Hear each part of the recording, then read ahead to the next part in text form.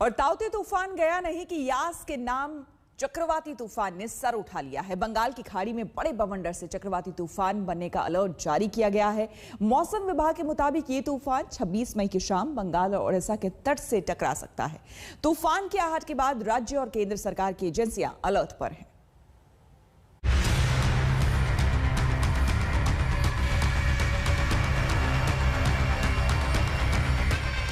ये तूफान से पहले की शांति है। ऊपर से समंदर शांत दिख रहा है, लेकिन बड़ी हलचल आने वाली है।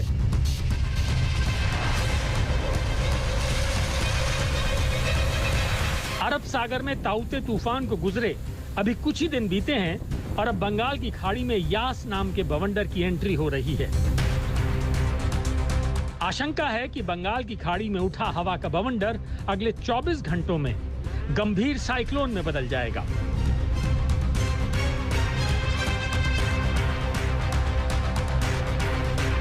इस तूफान के 26 तारीख को किसी भी वक्त पश्चिम बंगाल और उड़ीसा के तट से टकराने की आशंका है।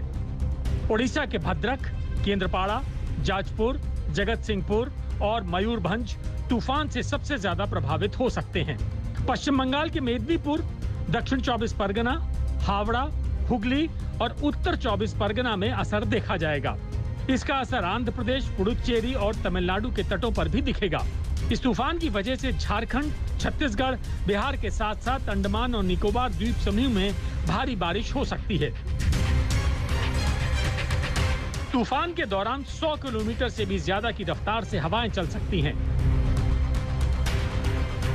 हालांकि वैज्ञानिकों ने इसके 155 से 165 किलोमीटर की रफ्तार पकड़ने का अंदेशा भी जताया है। इस साइक्लोन का असर 25 मई से ही पश्चिम बंगाल के तटीय इलाकों में दिखने लग जाएगा। इन इलाकों में भारी बारिश शुरू हो जाएगी। It is very likely to intensify further during next 12 hours into severe cyclonic storm. Then subsequent 24 hours it will be very severe cyclonic storm, and it will move northwestward, and it will reach to our northwest bay of Bengal, beside our of Odisha and West Bengal coast. Odisha और पश्चिम बंगाल तट पर समुद्र में तेज हवाओं के साथ ऊंची लहरें उठेंगी। बंगाल की खाड़ी में बन रहे हवाओं के दबाव से फिलहाल यही आशंका है। ओडिशा के पारादीप से बंगाल के सागर आइलैंड के बीच तूफान तट से टकरा सकता है। इसका सबसे ज्यादा असर ओडिशा और बंगाल की सीमा पर हो सकता है। और इस वक्त हम लोग पूर्वी मिदनापुर के दीघा सी बीच के पास हैं। ये सी बीच है और दीघा के आसपास ही ये लैंडफॉल के रूप में प्रवेश करने की बात कही जा रही है। हालांकि एग्जैक्ट लोकेशन अभी तक नहीं बताई गई है। और जब ये साइक्लोन प्रवेश करेगा तब ये वेरी सिवियर साइक्लोन कहा जा रहा है, यानी अति शक्तिशाली साइक्लोन के रूप में ये प्रवेश करेगा, लैंडफॉल होगा। और लैंडफॉल का एरिया बताया जा रहा है उड़ीसा के पारादीप से।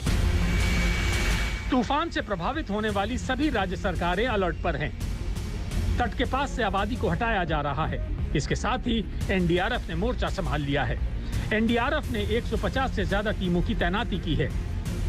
50 टीमों को रिजर्व रखा गया है। तूफान की चपेट में आने वाले पेड़ हटाने के लिए 35 टीमें तैनात हैं।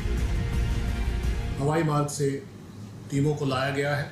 एयरफोर्स के एयरक्राफ्ट के माध्यम से एयरलिफ्टिंग की गई है। गुवाहाटी से, पुणे से एवं जामनगर गुजरात से ये टीमें पहुंचकर उड़ीसा में ड्यूटी करेंगी।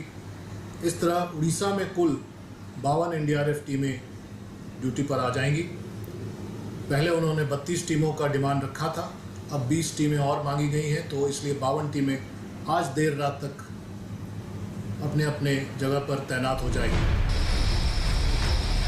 वायुसेना ने एनडीआरएफ की टीमों को एयरलिफ्ट किया है, जो अब कोलकाता, भुवनेश्वर और पोर्ट ब्लेयर समेत दूसरे इलाकों में तैनात की गई हैं।